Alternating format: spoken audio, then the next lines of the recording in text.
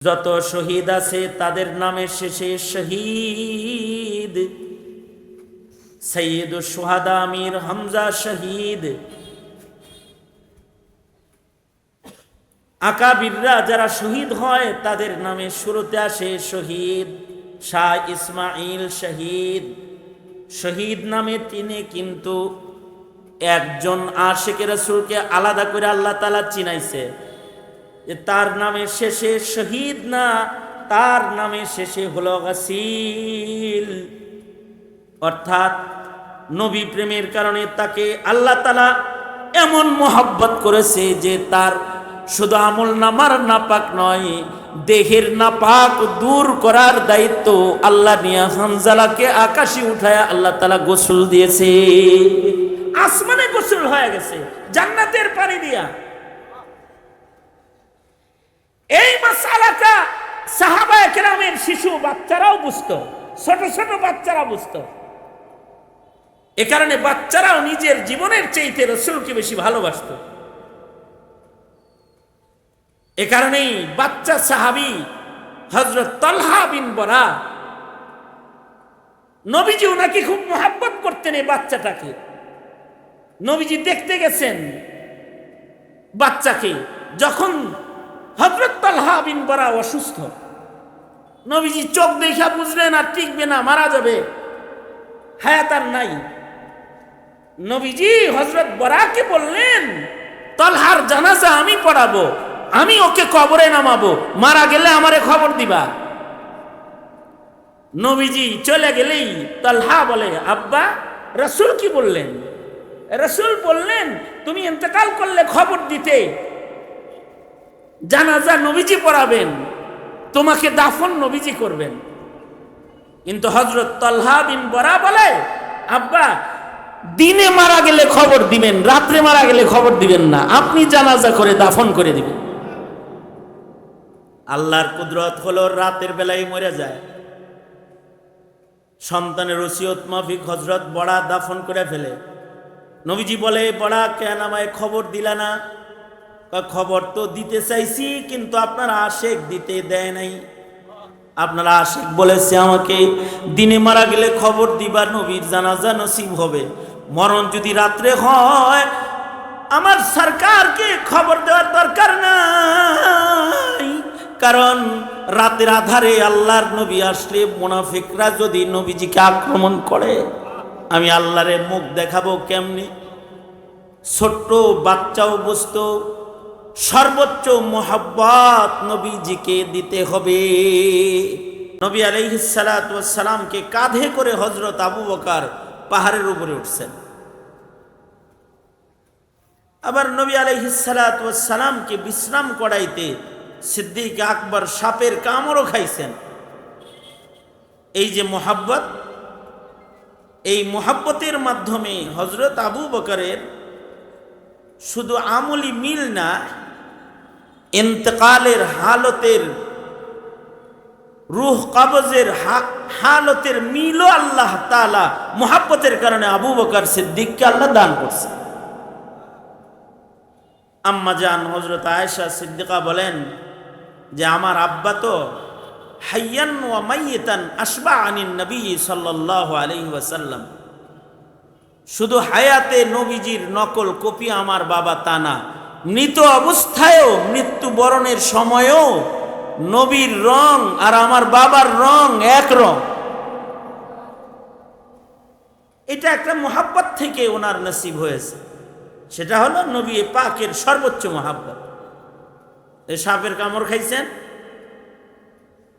এ কারণে আল্লাহর রাসূল সাল্লাল্লাহু আলাইহি ওয়াসাল্লাম ইন্তেকালের পূর্বে ওই যে ইহুদি মহিলা নবীজিকে চক্রান্ত করে বিষ মুখে দিয়ে দিছিল গোশতের সাথে, মৃত্যুর আগ দিয়া নবীজির বিষের যন্ত্রণার আসারাত নবীর চেহারায় আসছে।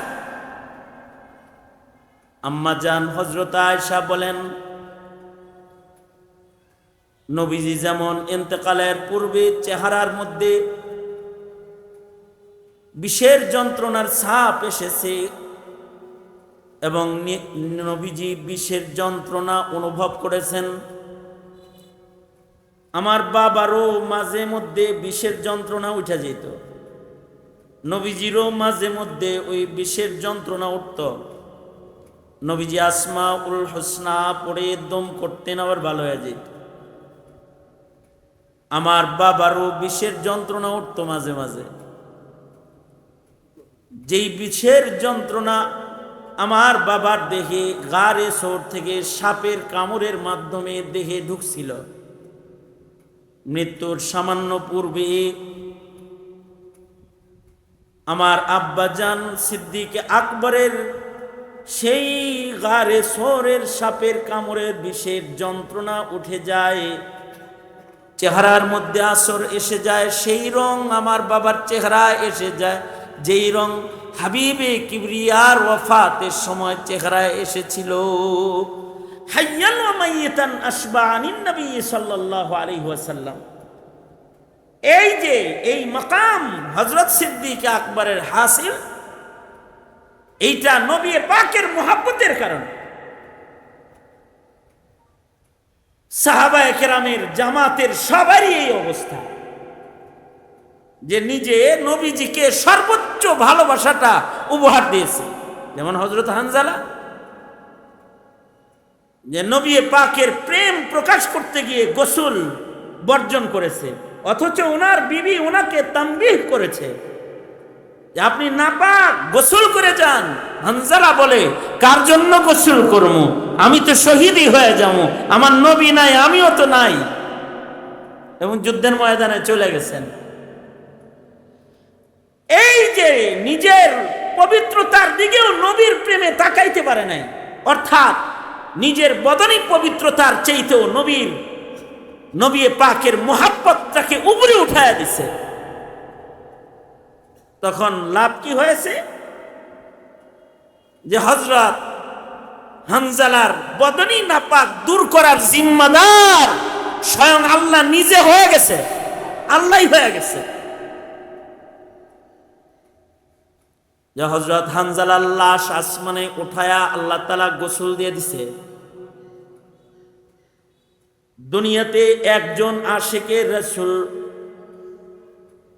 তাকে আলাদাভাবে সারা দুনিয়া কিয়ামত পর্যন্ত চিনবে।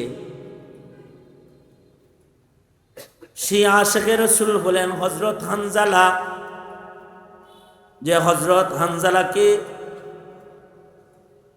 শহীদ, কিন্তু ওনাকে গাসিল হিসাবে সবাই চিনে। যত শহীদ আছে তাদের নামের শেষে শহীদ। সৈয়দুশ শুহাদা আমির হামজা শহীদ। আকাবিররা যারা শহীদ হয় তাদের নামে শুরুতে আসে শহীদ। শাহ ইসমাইল শহীদ। শহীদ নামে তিনি কিন্তু একজন আশিকে রাসূলকে আলাদা করে আল্লাহ তাআলা চিনাইছে, যে তার নামের শেষে শহীদ না, তার নামের শেষে হলো গাসিল। অর্থাৎ নবী প্রেমের কারণে তাকে আল্লাহ তাআলা এমন মহব্বত করেছে যে তার শুধু আমল নামার নাপাক নয়, দেহের নাপাক দূর করার দায়িত্ব আল্লাহ নিয়ে হানজালাকে আকাশে উঠায় আল্লাহ তাআলা গোসল দিয়েছে। আসমানে গোসল হয়ে গেছে জান্নাতের পানি দিয়া। এই মাসালাটা সাহাবায়ে কেরামের শিশু বাচ্চারাও বুঝতো, ছোট ছোট বাচ্চারা বুঝতো। এ কারণে বাচ্চারাও নিজের জীবনের চাইতে রাসূলকে বেশি ভালোবাসতো। এ কারণেই বাচ্চা সাহাবী হযরত তালহা বিন বরা, নবীজি ওনাকে খুব মহব্বত করতেন। এই বাচ্চাটাকে নবীজি দেখতে গেছেন বাচ্চাকে, যখন হযরত তালহা বিন বরা অসুস্থ, নবীজি চোখ দেখা বুঝলেন আর টিকবে না, মারা যাবে, হায়াত আর নাই। নবীজি হযরত বরাকে বললেন, তালহার জানাজা আমি পড়াবো, আমি ওকে কবরে নামাবো, মারা গেলে আমারে খবর দিবা। নবীজি চলে গেলেই তালহা বলে, আব্বা রাসূল কি বললেন? রাসূল বললেন তুমি ইন্তেকাল করলে খবর দিতে, জানাজা নবীজি পড়াবেন, তোমাকে দাফন নবীজি করবেন।